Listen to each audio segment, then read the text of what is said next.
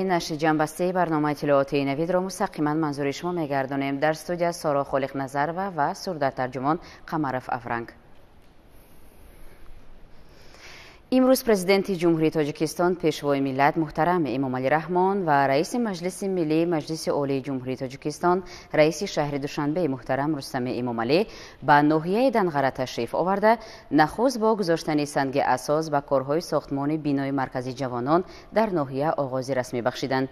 انشاءات ساحه جوانان و ورزش تا جشن 35 سالگی استقلال دولتی جوابگو به طلبات زمان ساخته خواهد شد. گزارش در این باره. 19 سپتامبر پرزیدنت جمهوری تاجیکستان پیشوای ملت محترم امام علی رحمان و رئیس مجلس ملی مجلس عالی جمهوری تاجیکستان رئیس شهر دوشنبه محترم رستم امام علی به ناحیه دنغره تشریف آورده نخست با گذاشتن سنگ اساس به کارهای ساختمان بینای مرکز جوانان در ناحیه آغاز رسمی بخشیدند.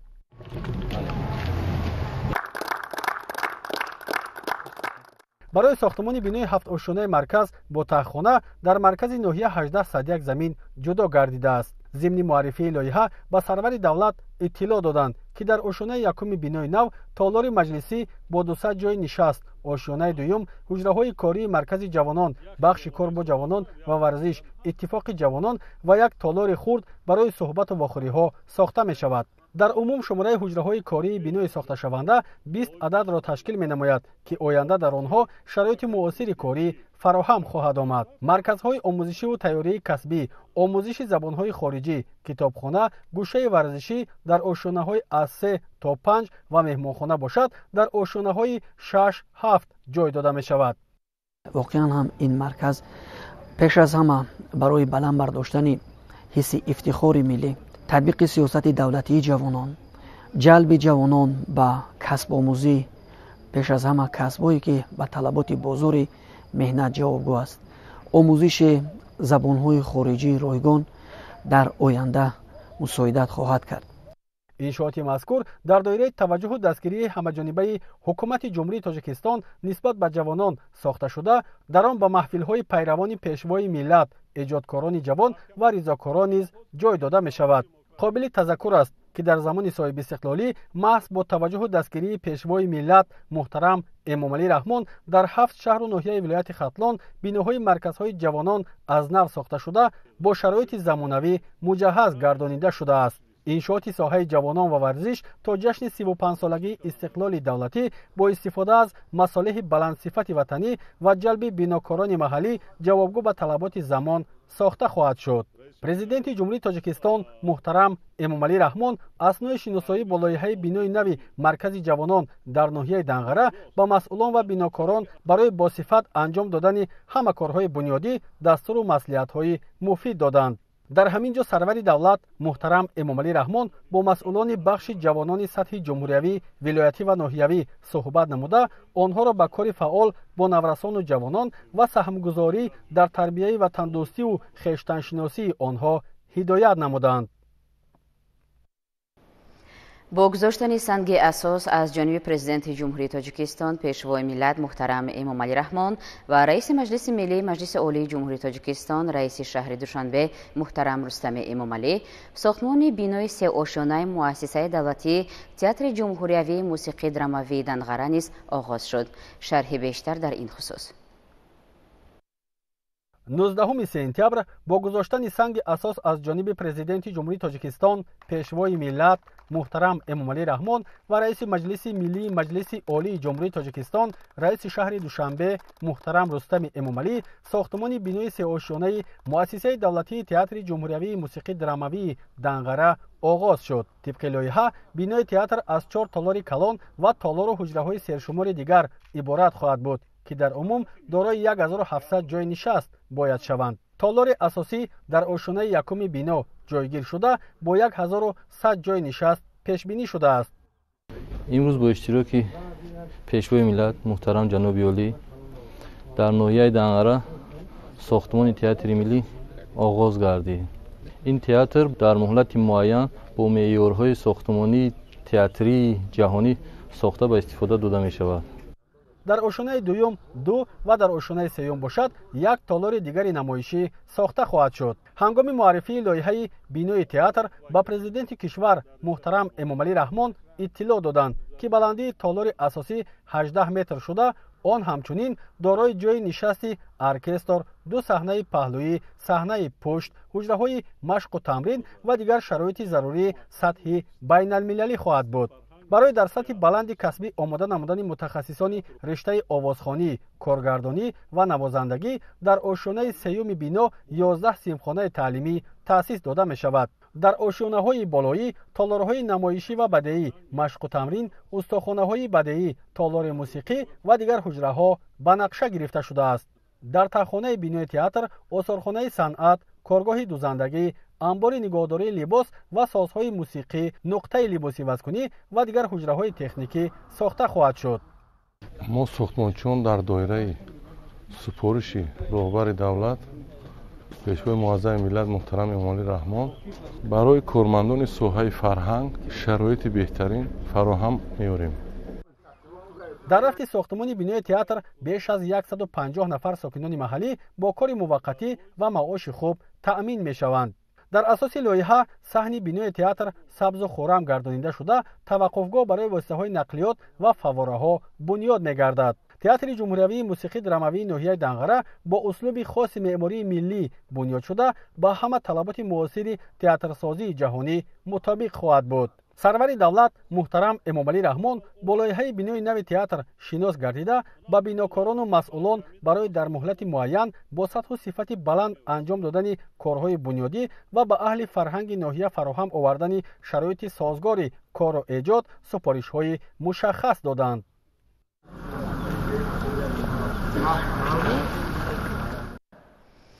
пешвои миллат муҳтарам Эмомалӣ Раҳмон ва раиси маҷлиси миллии маҷлиси олии ҷумҳурии Тоҷикистон, раиси шаҳри Душанбеи муҳтарам Рустами Эмомалӣ дар кӯчаи ба номи Оимхол Абдуллоеваи маркази ноҳияи Данғара барои оғози корҳои сохтмонии бинои нави муассисаи таҳсилоти миёнаи умумӣ санги асос гузоштанд. пешвои миллат зимни шиносоӣ бо лоиҳаи мактаб ба бинокорон ва ташаббускорони ин иқдоми наҷиб барои бо сифати баланд анҷом додани корҳои сохтмон ва назорати сифати маҳсулоти истифодашаванда дастурҳои мушаххас доданд.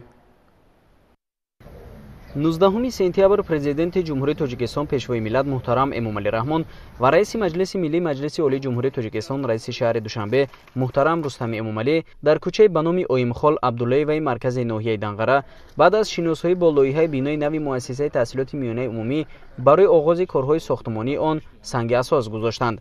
зимни муаррифии лоиҳа ба сарвари давлат муҳтарам Эмомалӣ Раҳмон иттилоъ дода шуд ки мактаб барои 3100 хонанда дар 2 баст пешбинӣ шуда, пурра аз ҳисоби сокинони ноҳия аз ҷумла соҳибкорони ватандӯст бунёд мегардад ва то соли таҳсили 2026-2027 ба анҷом расонида хоҳад шуд.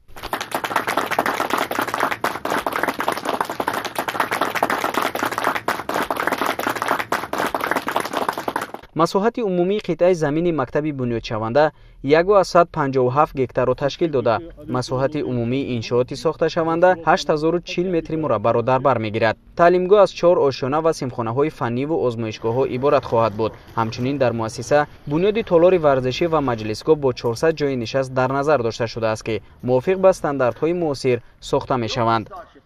ин мактаби муосир аз тарафи корхонаи мо тарҳизӣ шудааст. бо дар назар дошти ҳамаи стандартҳои соҳаи маориф тарҳизӣ шудааст ки аз синфхонаҳои бисёр муосири калон, варзишгоҳи пӯшида, маҷлисгоҳ ва ошхонаҳои муосир дар ин мактаб тарҳизӣ шудааст.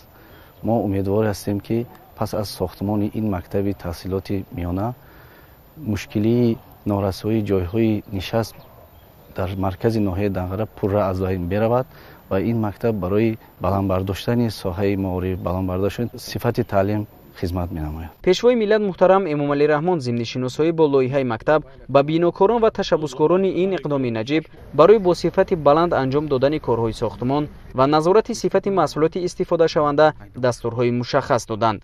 соҳибкорони ноҳия барои дастгирии ҳамешагии роҳбари давлат дар самти соҳибкориву бахши хусусӣ изҳори сипос намуда ваъда доданд ки минбаъд низ талош менамоянд барои рушд ва пешрафти Тоҷикистони азиз саҳми муносиби худро гузоранд.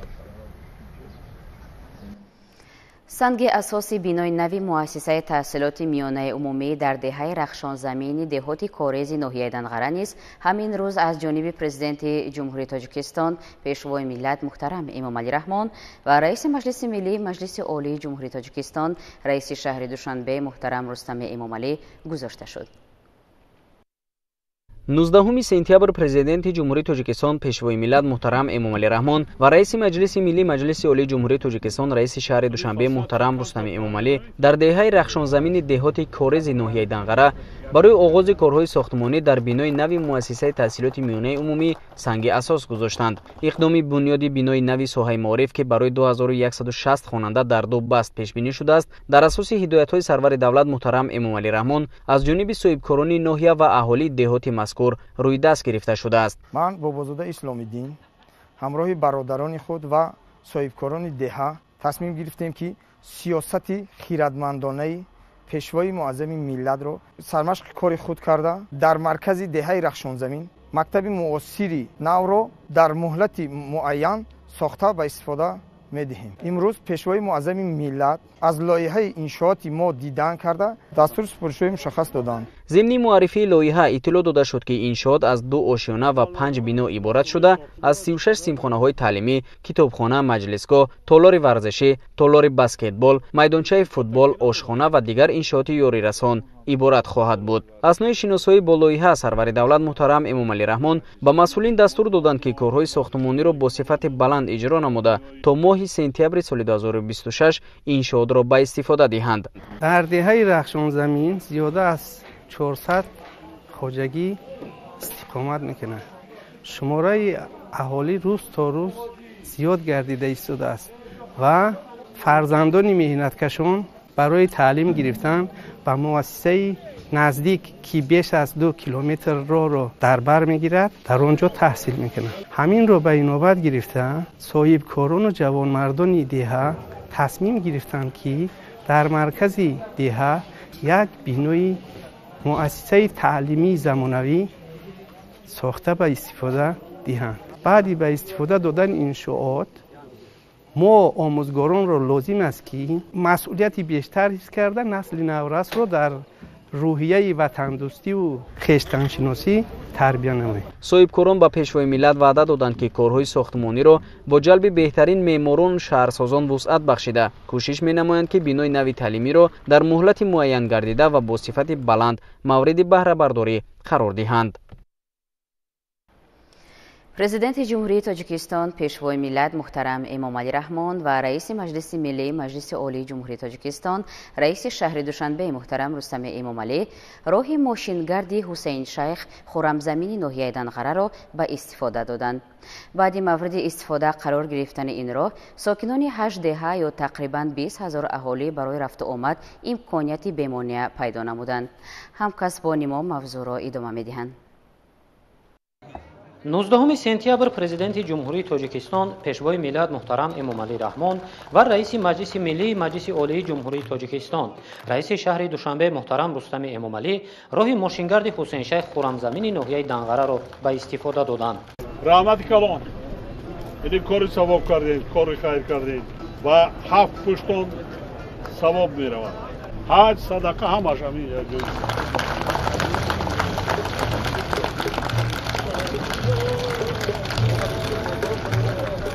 درازی عمومی راه 18.5 کیلومتر و پهنایش 6.2 متر را تشکیل نموده از خدمترسانی آن ساکنان دهه‌های حسین شیخ، لاله‌رخ، بولیان بالا، نوآباد، زلال و خرمزمین ناحیه دنقره استفاده می‌کنند.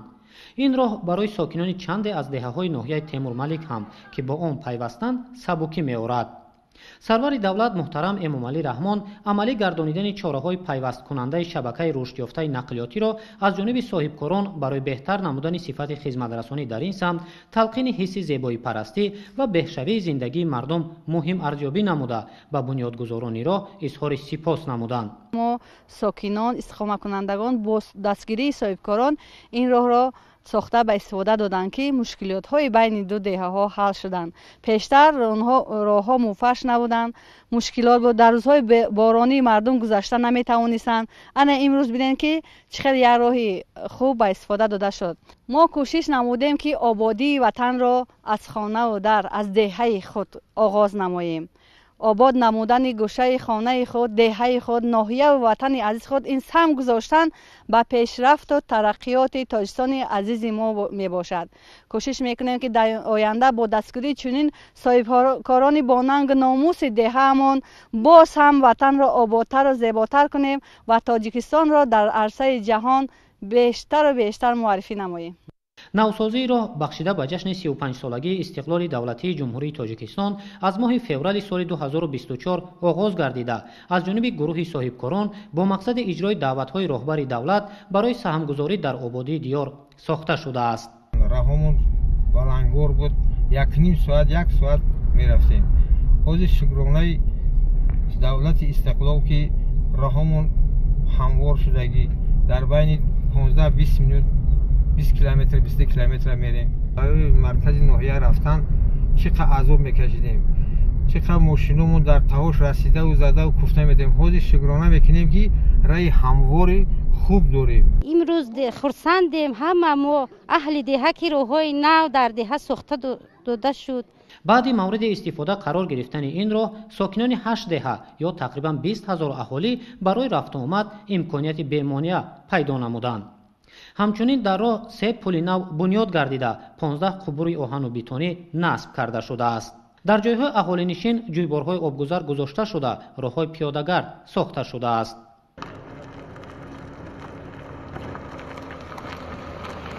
یادآور باید شد که وضع راه از دهه حسین شیخ دهات کارز تا دهه خرمزمین دهات اسمت شریف نگران کننده بود و همه روزه رانندگان و مسافران از 8 دهه ناحیه دنغره این راه را با مشقت زیاد طی می‌نمودند.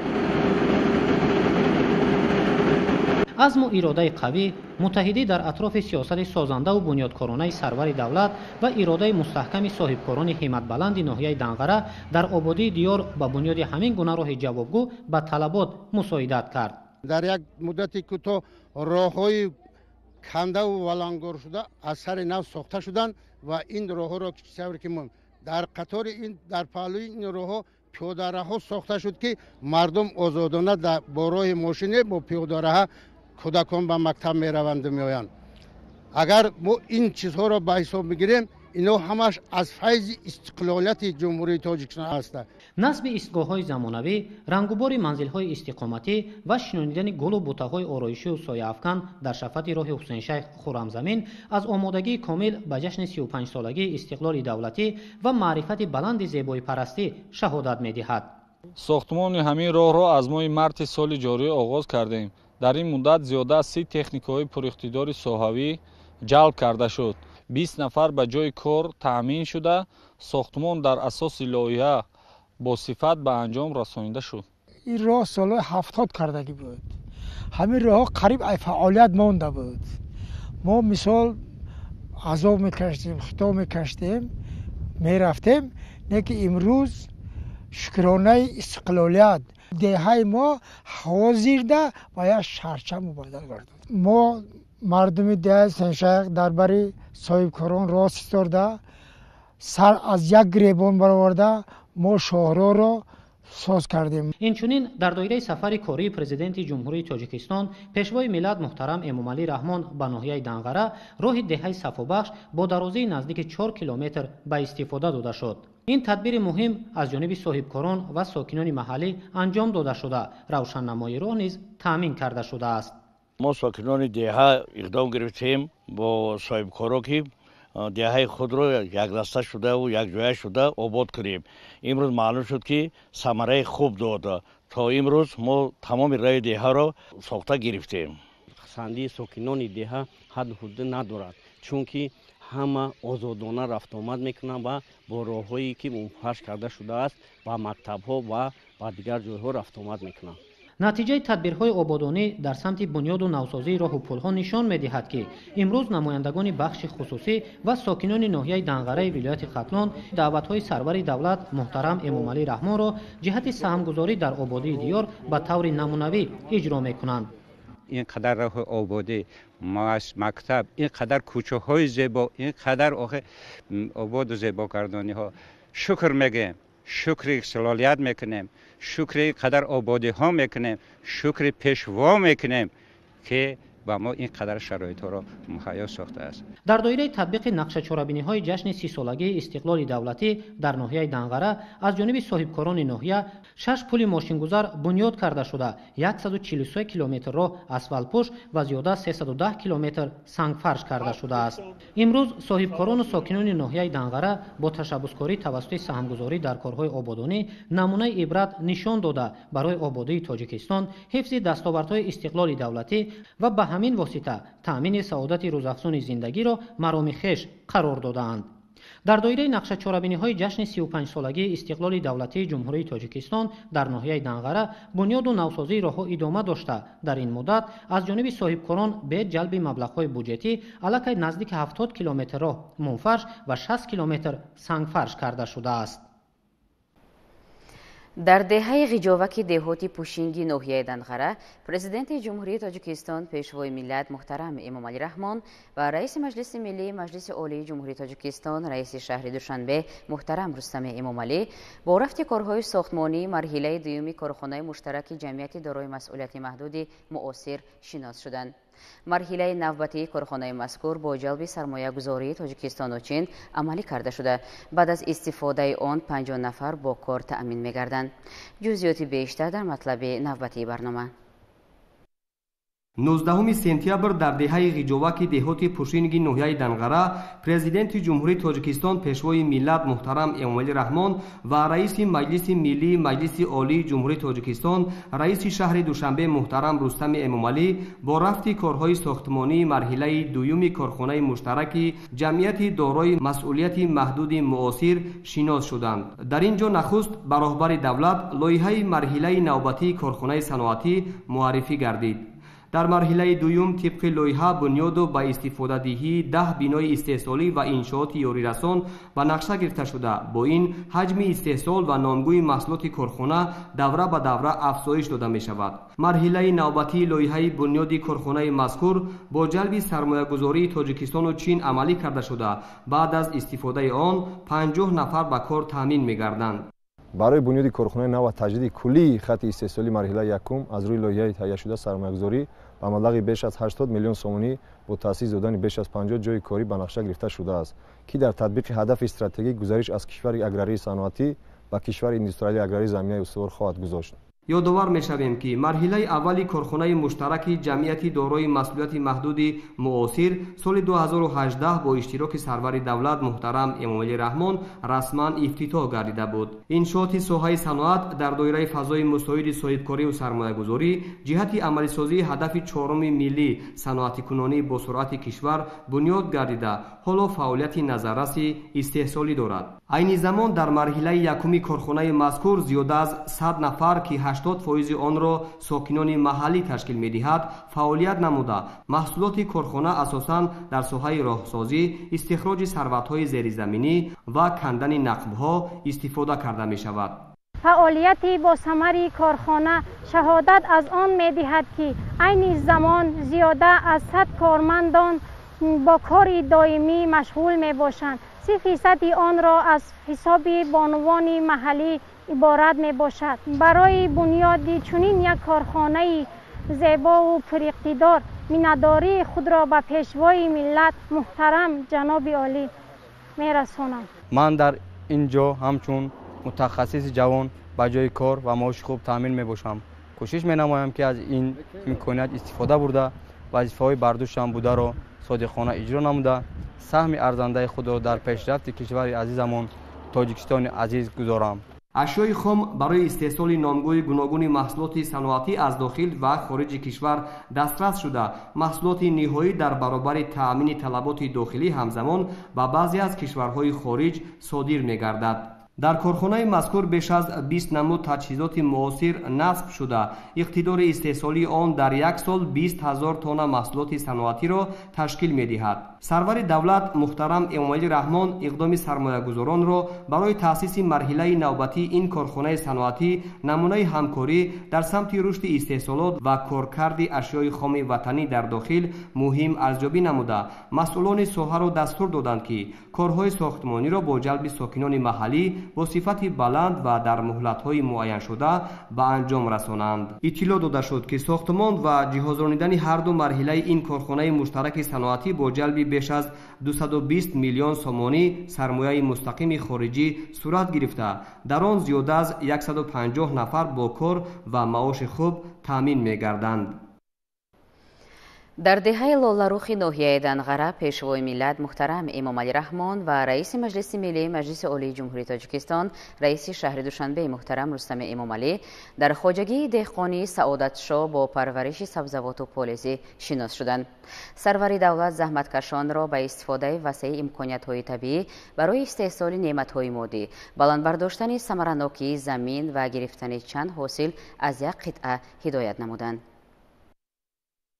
19 сентябр дар деҳаи лоларухи ноҳияи Данғара президенти ҷумҳурии Тоҷикистон пешвои миллат муҳтарам Эмомалӣ Раҳмон ва раиси маҷлиси миллии маҷлиси олии ҷумҳурии Тоҷикистон раиси шаҳри Душанбе муҳтарам Рустами Эмомалӣ бо парвариши сабзавоту полезӣ дар хоҷагии деҳқонии Саодатшоҳ шинос шуданд. майдони умумии хоҷагӣ 40 гектарро ташкил намуда истеҳсоли ғаладона, сабзавот, полезӣ ва хӯроки чорво самтҳои асосии фаъолияти аҳли заҳмати онро ташкил медиҳад. аз майдони умумии хоҷагӣ 25 гектараш обӣ мебошад. сарвари давлат муҳтарам Эмомалӣ Раҳмон заҳматкашонро ба истифодаи васеъи имкониятҳои табиӣ барои истеҳсоли неъматҳои моддӣ, баланд бардоштани самаранокии замин ва гирифтани чанд ҳосил аз як қитъа ҳидоят намуданд. тавре зикр гардид ин соли дуюм аст ки кишоварзон баъди обёрӣ шудани заминҳои ин мавзеъ ба зироаткорӣ машғуланд. обёрии пиёз ба таври қатрагӣ ба роҳ монда шудааст. фароҳам гаштани шароити мусоид ҳосилнокиро баланд бардоштааст. дар ҳамин ҷо ба президенти ҷумҳурии Тоҷикистон пешвои миллат муҳтарам Эмомалӣ Раҳмон ҳамчунин дастовардҳои кишоварзони ноҳия муаррифӣ карда шуд. тавре аён шуд истифодаи муфид аз боду ҳавои имсола, васеъкунии имкониятҳои истеҳсолӣ аз ҳисоби заминҳои нав ва гирифтани чанд ҳосил аз як қитъа ба афзоиши нишондодҳои истеҳсолӣ дар соли 2024 боис гардидааст. имсол кишоварзони ноҳияи Данғара дар майдони 26886 гектар ғаладона, 1027 гектар картошка, 1617 гектар сабзавот, 1539 гектар полезӣ, 5018 гектар пахта ва дигар намуди зироат киш намуданд. заҳмати пайваста, риояи агротехникаи парвариш ва дар истеҳсолот афзалият додан ба истифодаи технологияи муосир афзоиши нишондодҳои истеҳсолиро таъмин намудааст. сарвари давлат муҳтарам Эмомалӣ Раҳмон ба натиҷаи дастовардҳои кишоварзони ноҳия баҳои баланд дода масъулини дахлдори соҳа ва меҳнаткашонро ба истифодаи пурраи имкониятҳои табиӣ, баланд бардоштани нишондодҳои истеҳсолӣ ва захираи маводи ғизоӣ барои 2 соли оянда вазифадор намуданд. сармашқи фаъолият қарор додани дастуру супоришҳои сарвари давлат имкон фароҳам овард ки тавассути васеъкунии майдони кишт аз ҳисоби заминҳои бекорхобида, гирифтани чанд ҳосил аз як қитъа ва баланд бардоштани ҳосилнокӣ афзоиши нишондодҳои истеҳсолӣ дар ноҳияи Данғара таъмин карда шавад. ҳамин аст ки имрӯз кишоварзони ноҳияи Данғара дар таъмини бозори истеъмолӣ бо маҳсулоти тару тозаи кишоварзӣ, содироти маҳсулот ба дигар давлатҳо ва таъмини амнияти озуқаворӣ саҳми намоён мегузоранд. аз ноҳияи Данғара ба дигар давлатҳо аллакай ҳазорҳо тонна маҳсулоти тару тозаи кишоварзӣ содир карда шудааст. соли 2023 маҷмӯи умумии маҳсулоти кишоварзии вилояти Хатлон 35.3 миллиард сомониро ташкил намуда буд ки аз ин 2 миллиарду 550 миллион сомонӣ ё 7.2% ба ноҳияи Данғара рост меояд. дар 8 моҳи соли 2024 маҷмӯи умумии маҳсулоти кишоварзии ноҳияи Данғара ба 1.7 миллиард сомонӣ баробар шудааст ки дар миқёси вилоят баландтарин нишондод ба ҳисоб меравад. имрӯз президенти ҷумҳурии Тоҷикистон пешвои миллат муҳтарам Эмомалӣ Раҳмон ва раиси маҷлиси миллии маҷлиси олии ҷумҳурии Тоҷикистон раиси шаҳри Душанбеи муҳтарам Рустами Эмомалӣ дар идомаи сафари корӣ дар ноҳияи Данғара дар деҳаи бульёни болои деҳоти ба номи Исмат Шарифов бинои муассисаи таҳсилоти миёнаи умумии рақами 15-ро мавриди баҳрабардорӣ қарор доданд. با بنیاد و مورد استفاده قرار گرفتن بینای معاصر مکتب رقم 15 برای در شرایط زمانوی به تحصیل فرا گرفتن خوانندگان دهه بولیانی بالا زمینه مساعد فراهم آمد. 19 سپتامبر президент ҷумҳурии тоҷикистон пешвои миллат муҳтарам эмомалӣ раҳмон ва раиси маҷлиси миллии маҷлиси олии ҷумҳурии тоҷикистон раиси шаҳри душанбе муҳтарам рустами эмомалӣ дар идомаи сафари корӣ дар ноҳияи данғара дар деҳаи булёни болои деҳоти ба номи исмат шарифов бо бардоштани парда аз рӯи лавҳаи рамзӣ бинои муассисаи таҳсилоти миёнаи умумии рақами 15-ро мавриди баҳрабардорӣ қарор доданд. иншооти соҳаи маориф дар асоси дастуру ҳидоятҳои ҳукумати кишвар дар доираи корҳои ободонӣ ба истиқболи шоиста аз 35-умин солгарди истиқлоли давлатӣ аз ҷониби гурӯҳи соҳибкорон бо тарҳи муосир бунёд карда шудааст. муассиса дорои 36 синфхонаи муҷаҳҳаз бо айёнетҳои хониш, китобхона, толори баргузории чорабиниҳои фарҳангӣ бо 198 ҷойи нишаст, ошхона, толори варзиш ва дигар иншооти ёрирасон буда барои 2160 нафар хонанда дар ду баст пешбинӣ гардидааст. ҳолатҳое ки дар вақти қабул ва хатм ҳар сол ба амал меояд ин норасогии ҷои нишастро ба амал меовард, лекин хушбахтона имсол ҳамин норасогии ҷой вуҷуд надорад, чунки синфхонаҳо ба ҳамаи хонандагон басандаанд, ҳам барои қабули синфи як ва ҳам минбаъда хонандаҳое ки дар инҷо таҳсил менамоянд. миннатдории худро сараввал ба худи ҷаноби олӣ ва он шахсиятҳое ки дар ин бино саҳми худро гузоштаанд расониданӣ ҳастем. бо бунёд ва мавриди истифода қарор гирифтани бинои муосири мактаби рақами 15 барои дар шароити замонавӣ ба таҳсил фаро гирифтани хонандагони деҳаи булёни болои деҳоти ба номи исмат шарифови ноҳияи данғара заминаи мусоид фароҳам омадааст. раҳмонова моҳрухсор ҳастам, хонандаи синфи 11 ин муассиса.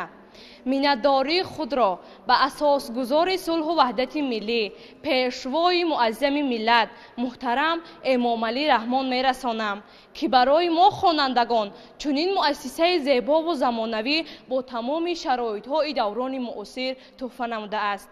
ҷавобан ба ин ғамхориҳо мехоҳам баъд аз хатми муассиса ба донишгоҳи давлатии омӯзгории тоҷикистон ба номи Садриддин Айнӣ дохил шуда, баъд аз хатми донишгоҳ ба деҳаи худ баргашта ҳамчун муаллима ба халқи худ хизмат кунам. ҷавобан ба ин ғамхориҳои маорифпарваронаи сарвари давлат ваъда медиҳам ки муассисаро бо баҳои хубу аъло хатм намуда барои пешрафти кишвари хеш саҳми худро мегузорам. ба таъкиди сарвари давлат муҳтарам эмомалӣ раҳмон имрӯз бе илму навоварӣ, технологияҳои иттилоотиву коммуникатсионӣ ва ташаккули ҷаҳонбинии техникӣ қадаме ба пеш гузошта намешавад. синфхонаҳои химия, биология, физика, география, математика ва асосҳои кор бо компютер дар ин таълимгоҳ бо муҳимтарин технология ва дигар воситаҳои муосир муҷаҳҳаз карда шудааст ки ин тадбир барои ҷалби насли наврас ба илмҳои дақиқ нақши муассир мегузорад. таъсис ва ҷиҳозонидани синфхонаҳои таълими меҳнат бо муҳимтарин дастгоҳу таҷҳизоти зарурӣ имкон медиҳад ки хонандагон дар баробари омӯзаши илмҳои замони муосир ҳамчунин аз нозукиҳои ҳунарҳои мутобиқ ба талаботи бозори меҳнат бархурдор гарданд.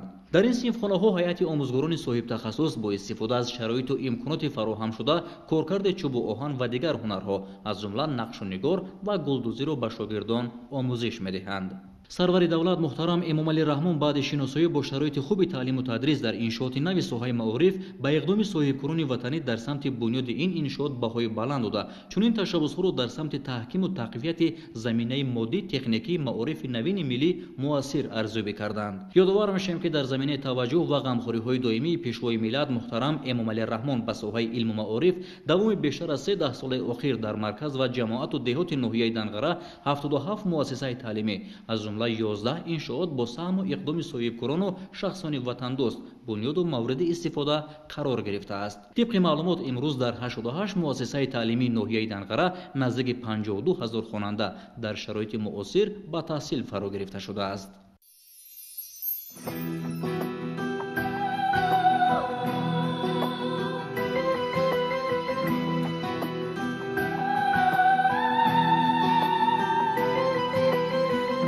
بروی خار پروردی زهی سول بحری مردم آوردی زهی کی نمیرا گوش کرد از خاطرت داری آینی جوان مردی زهی جوان مردی زهی پایه اقبال صلح و وحدت تاجیکستان را دیگر کردی زهی در جسارت در سیاست بی‌نظیر در همه میدان ظفر کردی زهی در همه میدان ظفر کردی زهی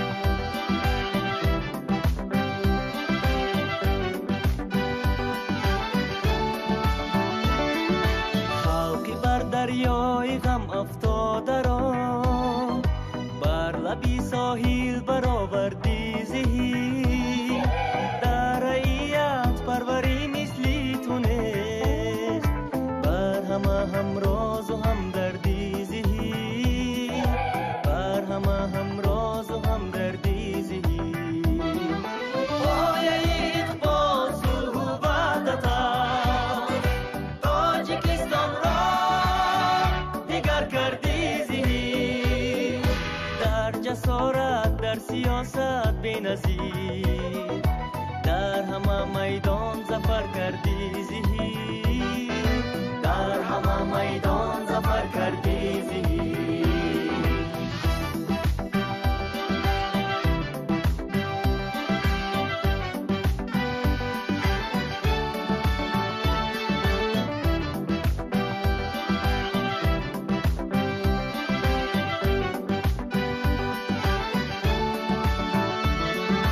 پایه اقبال صلح و وحدت تاجیکستان را دیگر کردی زهی در جسارت در سیاست بی‌نظیر در همه میدان ظفر کردی زهی در همه میدان ظفر کردی زهی صلح بهر مردم آوردی زهی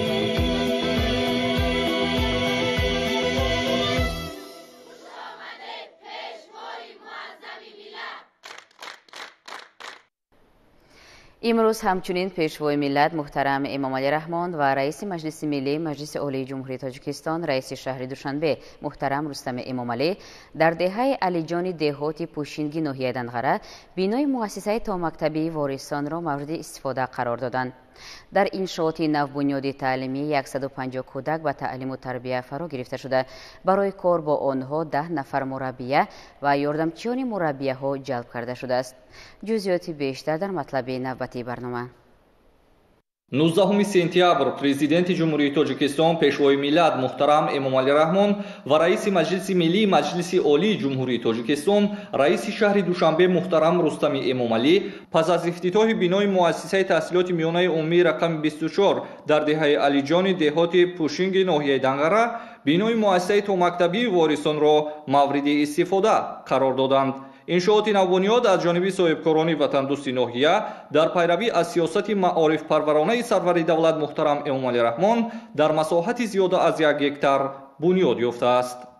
тавре иттилоъ дода шуд, кӯдакистони мазкур пас аз дастуру супоришҳои пешвои миллат муҳтарам эмомалӣ раҳмон дар рӯзи дониш ва дарси сулҳ дар мавриди бунёди муассисаҳои томактабӣ дар сатҳи деҳот ва маҳалҳо муассисаи томактабии ворисон дар муддати хеле кӯтоҳ аз ҷониби соҳибкорони ташаббускори ноҳия бо сифати баланд ва шароити замонавӣ омода шудааст. дар иншооти навбунёди таълимӣ 150 кӯдак бо таълиму тарбия фаро гирифта шуда барои кор бо онҳо 10 нафар мураббия ва ёрдамчиёни мураббияҳо ки ҳамагӣ соҳибтаҷриба ва дорои ихтисоси педагогӣ мебошанд ҷалб карда шудааст. шумораи умумии кормандон дар муассисаи томактабӣ 22 нафарро ташкил медиҳад. бино дорои 17 ҳуҷраи барҳавои машғулиятгузаронӣ аз ҷумла 5 ҳуҷраи хобу истироҳат, ошхона бо 25 ҷойи нишаст ва иншооти ёрирасон буда ҳар кадоми он бо таҷҳизоти зарурӣ ва аёниятҳо муҷаҳҳаз гардонида шудааст. таи солҳои соҳибистиқлолии кишвар дар соҳаи маориф дигаргуниҳои азиме ба вуқӯъ пайвастаанд ки ин ҳама аз ғамхориҳои падаронаи асосгузори сулҳу ваҳдати миллӣ пешвои муаззами миллат президенти ҷумҳурии тоҷикистон муҳтарам эмомалӣ раҳмон шаҳодат медиҳад. бунёд гаштани муассисаи таълимӣ то мактабӣ дар деҳаҳо бо тарҳи замонавӣ дорои тамоми шароитҳо барои насли наврас махсусан кӯдакон аз ҷиҳати баланд бардоштани сатҳи дониши онҳо заминаи боэътимод аст. ҳадафи асосии мо мураббиён низ тарбияи насли босавод аст ки барои амалӣ гардидани ин ҳадафҳо аз тамоми шароитҳо босамар истифода мебарем.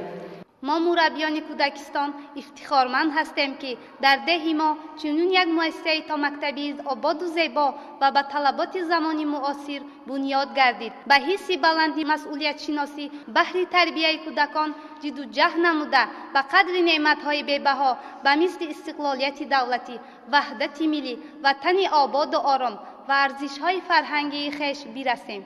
дар синфхонаҳои машғулиятгузаронӣ бо мақсади ташаккулу инкишофи зеҳнии кӯдакон ва тарбияи онҳо дар рӯҳияи ватандӯстиву хештаншиносӣ шароиту имкониятҳои мусоид мавҷуд аст. бинои кӯдакистон бо шабакаи мутамаркази гармидиҳӣ пайваст буда ҳуҷраҳои зарурӣ бо оби гарм таъмин мебошад. дар муассиса раванди таълим ва машғулиятҳо бо забонҳои тоҷикӣ, русӣ ва англисӣ ба роҳ монда шуда барои бедор сохтани завқи эстетикии дӯстроякон толори мусиқӣ низ фаъолият менамояд.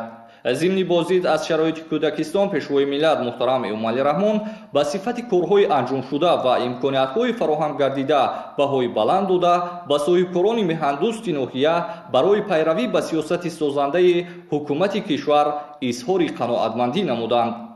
саҳни бинои муассисаи томактабӣ вористон бо дарахтон ва гулу бутаҳои ороишию ҳамешасабз ороста буда даромадгоҳи он бо пештоқи ҷолибу назаррабо ки аз ҷониби меъморон бо завқу салиқаи баланде ороиш ёфтааст барои бедор сохтани ҳисси зебоидӯстии дӯстрӯякон муассир аст. ҳамзамон дар саҳни бино ду айвончаи тобистона барои гузаронидани машғулиятҳои тарбиятгирандагон сохта шудааст.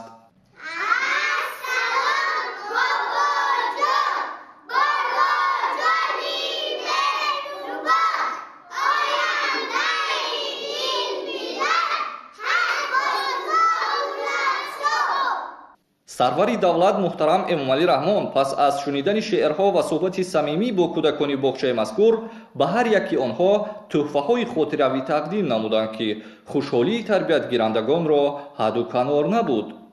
роҳбари давлат муҳтарам эмомалӣ раҳмон зимни суҳбати самимӣ бо омӯзгорону масъулин онҳоро барои ба роҳ мондани таълими босифат, ташаккули шахсият, омӯзиши донишҳои муосир ба хонандагон, тарбияи кӯдакон дар рӯҳияи ватандӯстӣ ва аз хурдӣ ҷой додани эҳтирому садоқат ба обу хоки аҷдодӣ дар қалби кӯчаки онҳо дастуру ҳидоятҳо доданд.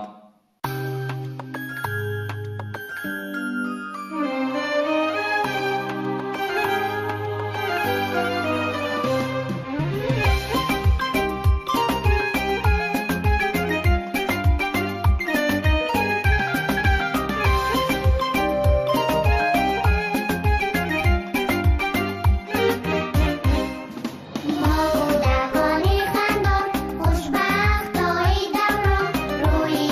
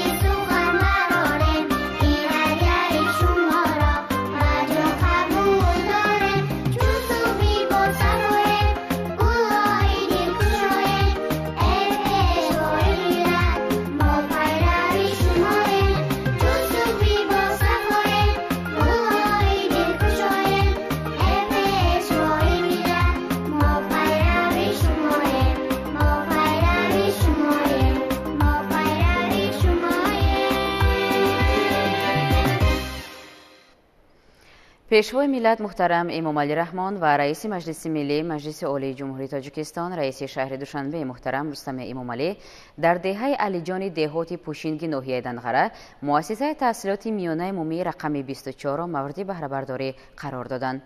مؤسسه نوی تعلیمی از حساب صاحبکاران وطنی بنیاد یافته، در آن 2160 خواننده در 2 بست می توانند تحصیل نمایند.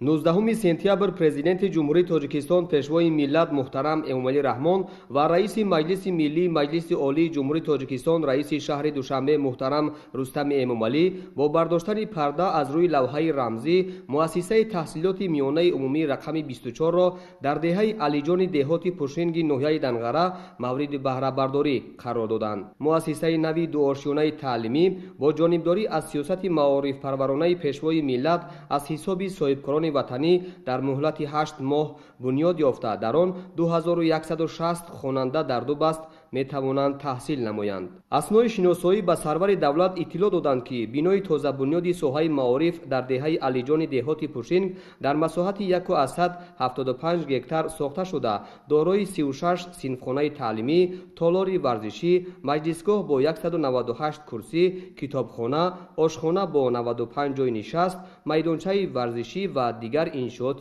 یاری رسان می باشد. 7 صنفخانه مکتب برای فنهای معین از جمله تعلیم مهنت پسران و دختران علاهیده، کار با کامپیوتر و درس‌های شیمی، فیزیک و بیولوژی مجهز شده است. ما در مؤسسه تحصیل خواهیم کرد که با بهترین تکنولوژی‌های معاصر اطلاعاتی و کامیونیکاسیونی تامین است. وعده می‌دهیم که با بهای خوب و اعلی و انتظام نمونوی تحصیل کرده برای رشد و نموی وطن عزیزمان سهمگزار باشیم.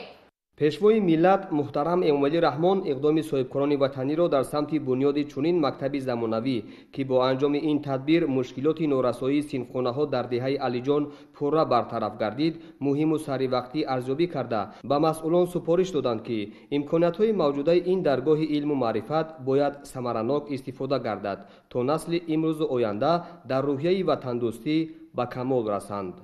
من جمشیدزاده شکریه جمشید، خواننده صنف 9، میانه‌داری خویش را به اساسگذار صلح و وحدت ملی پیشوای معظم ملت محترم امامعلی رحمان می‌رسانم که برای ما خوانندگان چنین مکتب‌های نو و زمانوی به استفاده دادند.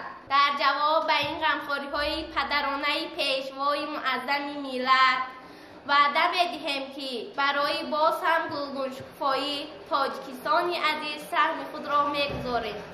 برای تامین گرمی در بنا انشاءات علاهیده بنیاد شده است که با انگشت فعالیت می نماید و توسط آن تمام صنفخانه‌های تعلیمی در فصل تیرماه و زمستان گرم نگاه داشته می شود. حالا در این مؤسسه تعلیمی 26 آموزگار فعالیت می نماید که برای آنها تمام شرایط مهیا کرده شده است. تاکید کردن به مورد است که در زمان صاحب استقلالی کشور با توجه و دستگیری‌های پیشوای ملت محترم امامعلی رحمان برای رشد ساحه معارف بناهای نو و زمانوی دارای شرایط معاصر بنیاد شده است و این تدبیر به باز هم بهتر شدن صفت تعلیم و تربیه در مؤسسه‌های تعلیمی مساعدت می‌نماید.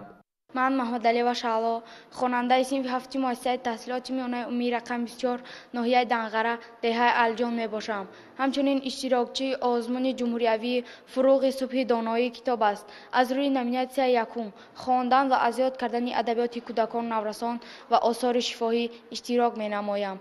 از روی نظامنامه آزمون زیاده از 8000 مصرع شعری، 780 مصرع غزل، 150 کتاب بدیعی، 150 افسانه و حکایه از بر نمودم.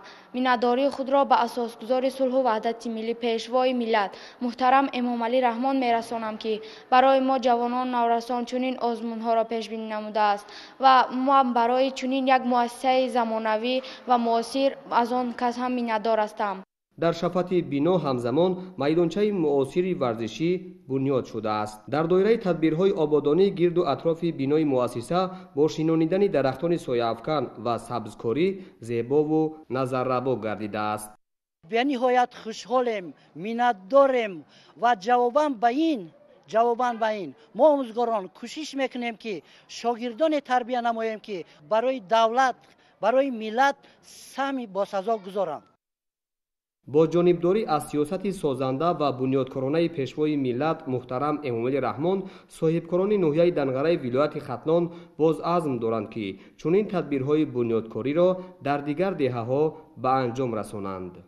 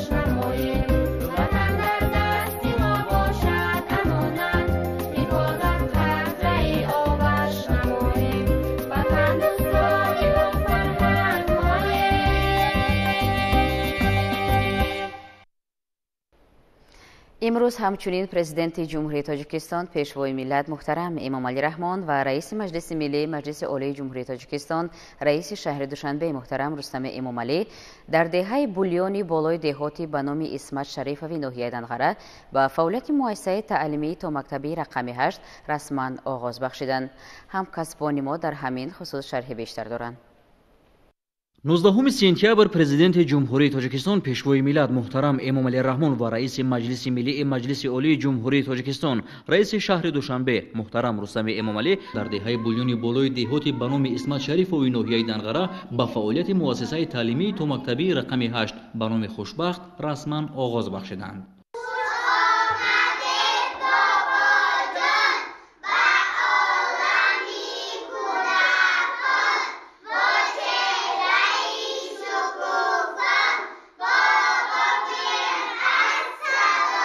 این شو در زمینه اجرای دستور سپارش‌های پیشوای ملت محترم امامعلی رحمان با مقصد فراگیری بیشتر کودکان با تحصیلات تا مکتبی در دایره برنامه دولتی رشد تحصیلات تا مکتبی در جمهوری تاجیکستان برای سالهای 2020-2025 از جانب صاحبکاران وطن دوست بنیاد کرده شده است. بینای باغچه با طرح ملی و مؤثر ساخته شده در دهات به نام اسمت شریف و نخستین مؤسسه تا مکتبی محسوب می‌یابد. ما کودکان از شما باباجان عزیز سپاسگزاریم از آنکه که بهر ما چنین باغچه نو و زمانوی را مهیا نمودند. کوشش میکنیم که پیروان صادق شما باشد. از سپاس ما را قبول نمایید باباجان عزیز. کودکستان برای 100 نفر پیش بینی شده رمد تعلیم در آن با جلب 10 نفر مربی صاحب تخصص با زبانهای تاجیکی، روسی و انگلیسی به راه مانده می شود. صحنه بینی را گلهای آرایشی زینت داده ارغنچک و دیگر واسطه‌های استراحتی و فراغتی پیش بینی شده برای دوسترویکان به محیط این موضع زیبایی دیگر می بخشد. پرزیدنت جمهوری تاجیکستان محترم امامعلی رحمان اثنای شناسایی با شرایط فراهم گردیده در باغچه برای در دهات مهیا نمودن چنین امکانات به صاحبکاران اظهار سپاس نموده. از جمله ابراز داشتند که تحصیلات تا مکتبی برای تشکل قابلیت ذهنی نورسان مرحله خیلی مهم به حساب می رود. تاکید کردن به مورد است که وسعت چنین عملهای وطندوستانه می تواند در سمت اجرای طلبات استراتژی ملی رشد جمهوری تاجیکستان برای دوره تا سال 2003 در خصوص فراگیری هرچه بیشتر کودکان به تحصیلات تا مکتبی نقش گذارد. سرور دولت محترم امامعلی رحمان از مسئولان دعوت نمودند که تعلیم و تربیت را در سطح ضروری به راه مانده کودکان را در روحیه وطندوستی، افتخار ملی و ارزشگذاری به مقدسات ملی تربیت نمایند. حکومت جمهوری تاجیکستان به بنیاد مؤسسه‌های تا مکتبی توجه مخصوص می‌دهد و برای دسترسی به تحصیلات با صفت، تامین شرکتی دولت و بخش خصوصی در کشور برنامه رشد مؤسسه‌های تا مکتبی و تحصیلات عمومی خصوصی برای سال‌های 2022-2027 تصدیق گردیده است. در اساس این برنامه بنیاد 264 مؤسسه تا مکتبی خصوصی در کشور پیش بینی شده است.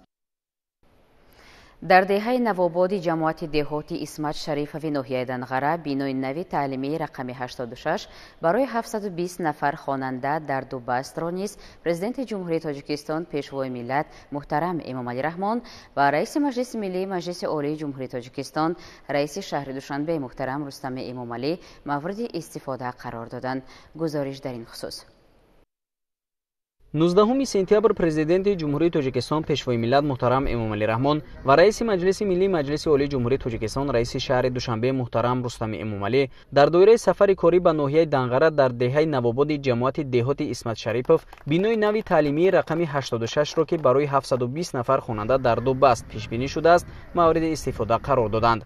انشاءات مذکور یکی از بندهای نقشه تعریضی شده به استقبال جشن بزرگ ملی 35 سالگی استقلال دولتی به شمار رفته در 40 صد زمین دامن گسترده است. بینای تازه بنیاد از یک آشیانه و 12 صنفخانه تعلیمی عبارت بوده از جانب صاحبکارانی با ننگ و ناموس و شخصان سخاوتپیشه دهه بنیاد شده است. با تشبث و اشتراک اساسگذار صلح و وحدت ملی پیشوای ملت پرزیدنت جمهوری تاجیکستان محترم امامعلی رحمان و تاکیدهای پی در پی سرور دولت برای باز هم بلند برداشتن سطح دانش، علم و معرفت و حس بلند وطنداری ما صاحبکاران محلی دهه نوآبادی جماعت اسمت شریف ناحیه دنغره تصمیم گرفتیم که در دهه مذکور این مؤسسه تعلیمی را مجهز با همه لوازمات‌های خوانش ساخته به استفاده دهیم. ما جوانان دوران صاحب استقلال این اقدام نیک پیشوای معظم ملت را پیگیری نموده در آینده باز هم برای ترقی و رشد نمودن کشور عزیزمان سهم خواهیم داشت.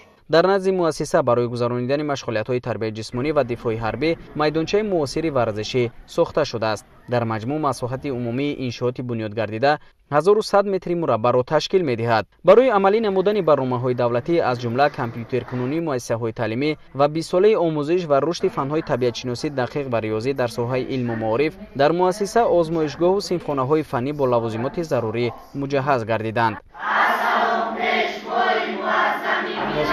مرحبا ای سروری فرخنده پی مهمانی ما نوری دیده تاج سر یکتای ما و جان ما سوی فردایی درخشان رهنمایی میکنید دلربایی دلستایی دلکشایی میکنید ما همیشه پیروانی پیشوای ملتیم پیرو این شیردل مردی و آرو همتیم.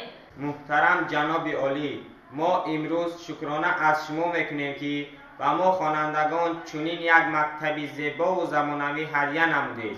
ما خوانندگان باز هم مینه‌داری خود را رسانیده و وعده میدهیم که با بهای خوب و اعلی تحصیل نموده بهر آبادی کشورمان سهمگزار باشیم. برای به مشکلی گذرانیدن فصل سرما در مؤسسه خط برق علاهیده نصب گردیده بنا همچنین با شبکه یگانه گرم‌دهی پیوست میباشد.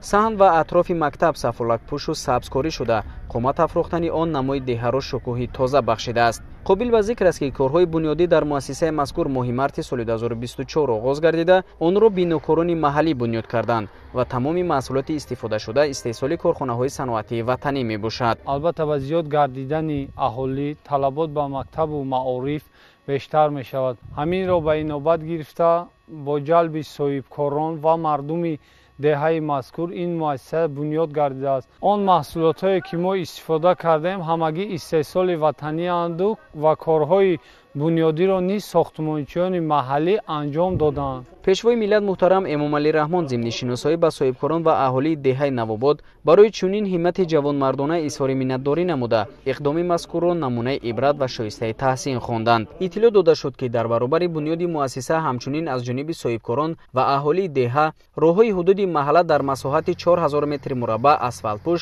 ва дар масофаи 4 километр чароғон карда шудааст ки аз деҳаи навобод то деҳаи булёни боло тӯл мекашад.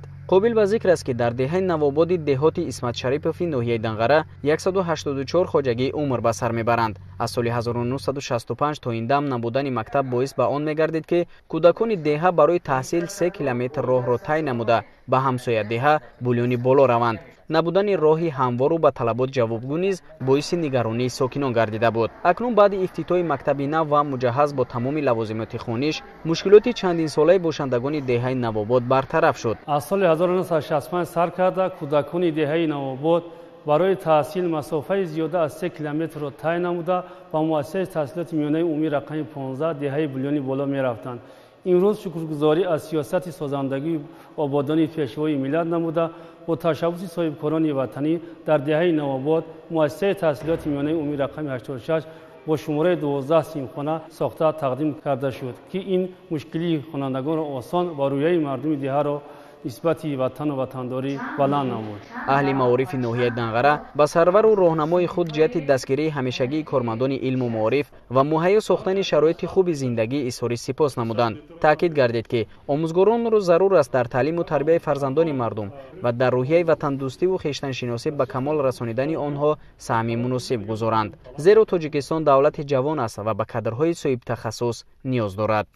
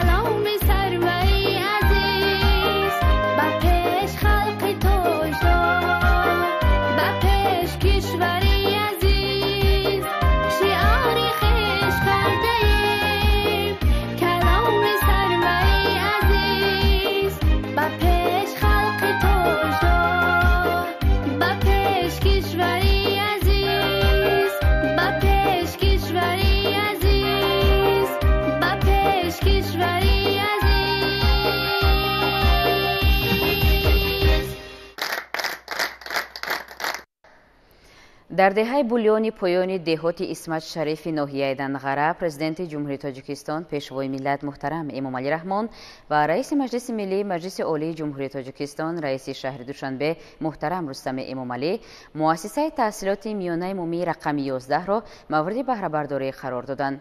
иншооти мазкур аз ду ошёна иборат буда барои 2160 хонанда дар ду баст пешбинӣ шудааст.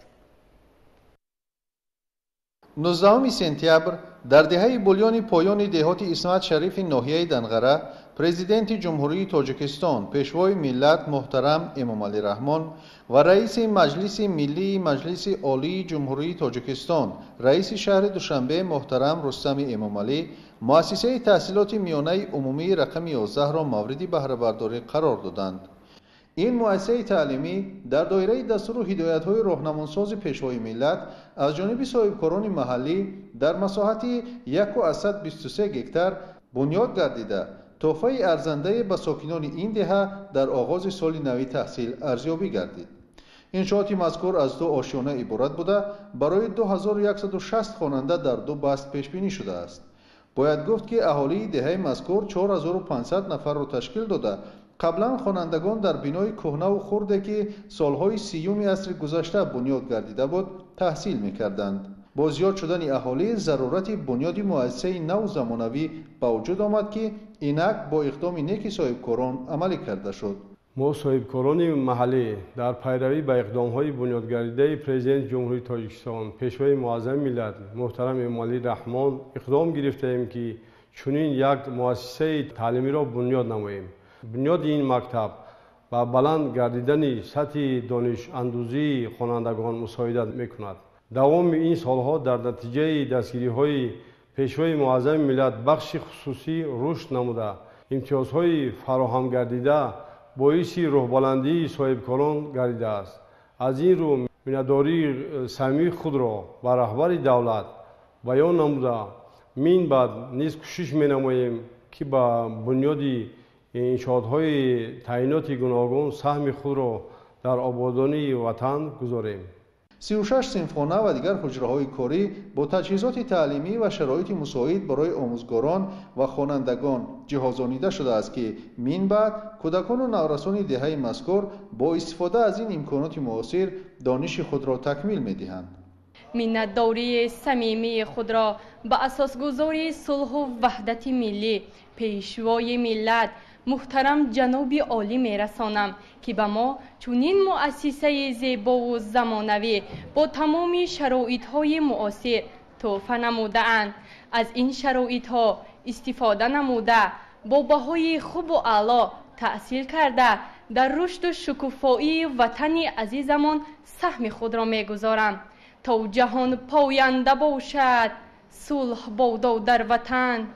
شمس تا رخشنده باشد صلح بادا در وطن. تا زی آسمان مصفا می درخشد اختر تا قمر تابنده باشد صلح بادا در وطن.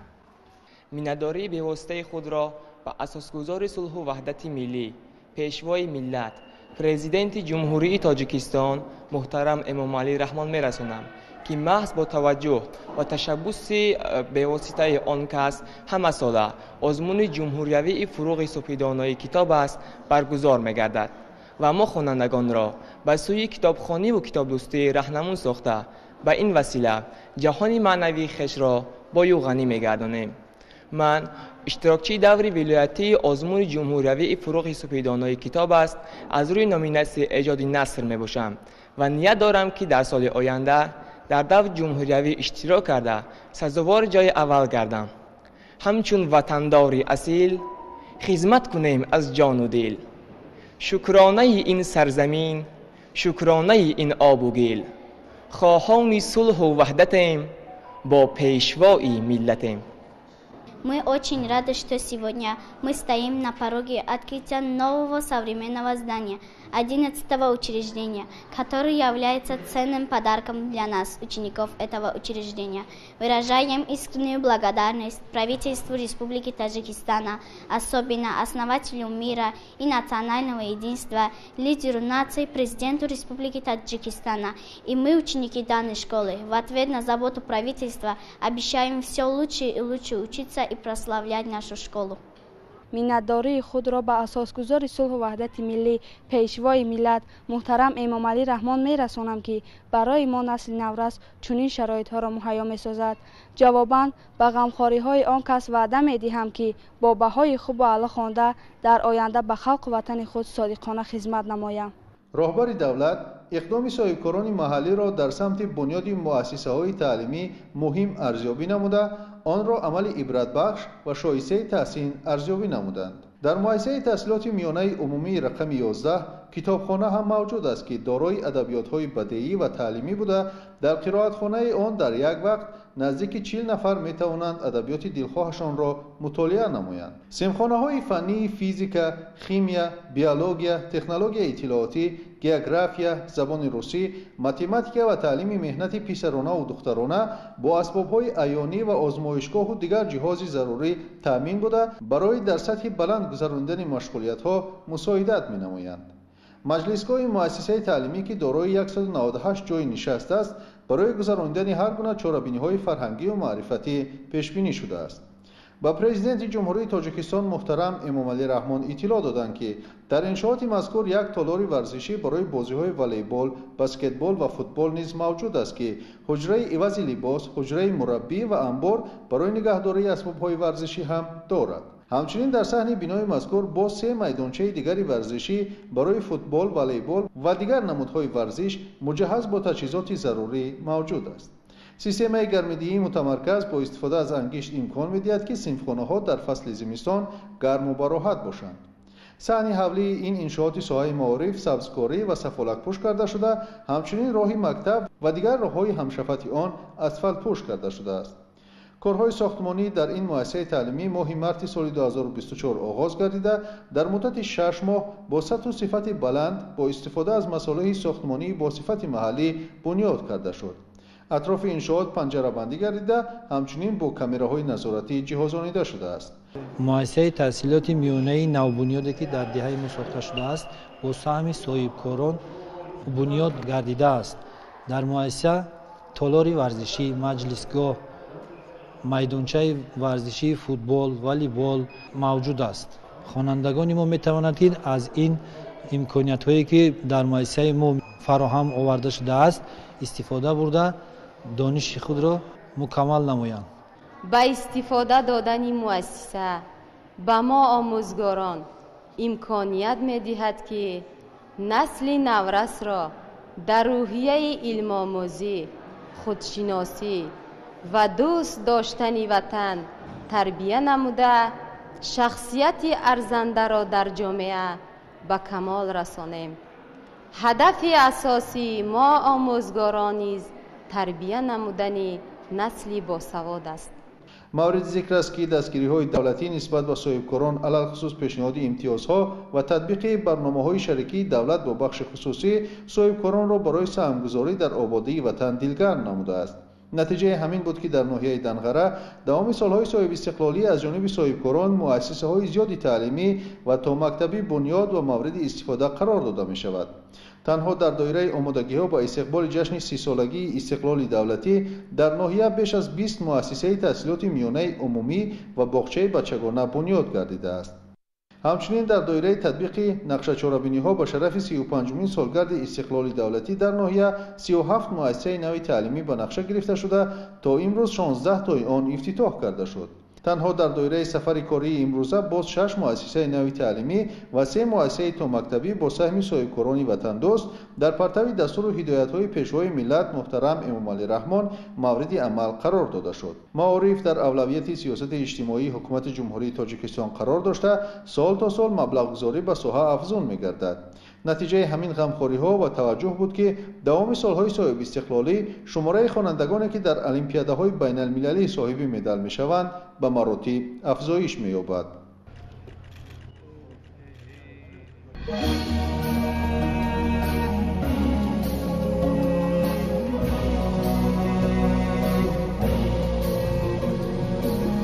آرزوی شادی بالی ما سر زد از دوران استقلال ما، آرزوی شادی بالی ما سر زد از دوران استقلال ما، شد وقت جمله تاجیکان ما، رهبر امامعلی رحمان ما، شد وقت جمله تاجیکان ما، رهبر امامعلی رحمان ما، پیشوا بادا مبارک ای وطن، ای وطن رهنما بادا مبارک ای وطن، پیشوا بادا مبارک ای وطن، ای وطن رهنما بادا مبارک ای وطن.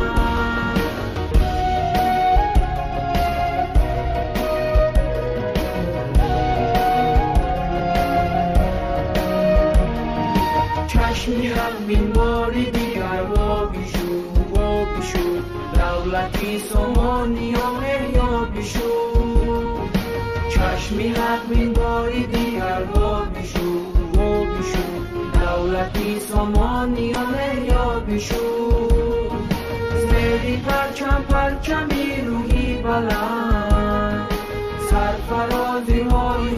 بشناختند زیر پرچمی روی بلند سرفرازی های خود بشناختند پیشوا بادا مبارک ای وطن ای وطن رهنما بادا مبارک ای وطن پیشوا بادا مبارک ای وطن ای وطن رهنما بادا مبارک ای وطن ای وطن.